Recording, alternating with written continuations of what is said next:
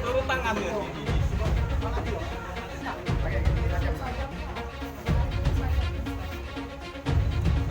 Ya Allah, Kak Begini.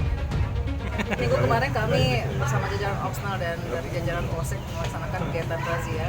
Untuk minuman ini kami dapatkan di seputaran wilayah Rumah Susun dan DPRD.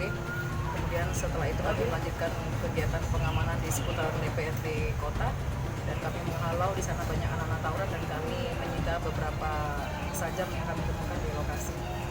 Untuk pemilik sajamnya, Bu? Untuk pemilik sajam memang pada saat itu kami melakukan pengejaran, pelakunya langsung lari dan meninggalkan sajam, kemudian dari kayu dan tongkat ditinggalkan. Penjual mirasnya? Pelaku tawuran. Penjual mirasnya, Bu?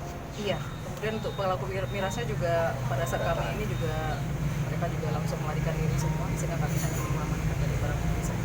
Bu, ini untuk selanjutnya akan diapakan minuman keras ini, Bu? Untuk sementara kami sita dulu. Kami ini nanti pada saat nanti ada acara penyerahan ataupun pemusnahan barang bukti di Polresta akan kami serahkan ke Polresta semua untuk dihapuskan. Untuk Bu, mungkin ada himbauan, Bu, bagi warga yang sering menjual minuman keras ini, Bu? Seperti apa, Bu, dari pihak kita Polsek UB1?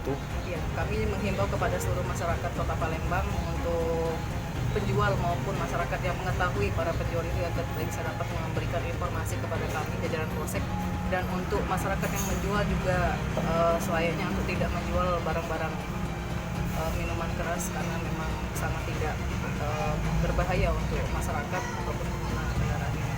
proses hukumnya sendiri untuk penjual miras ini sendiri? Ini karena perda ya, jadi kita masih diberlakukan.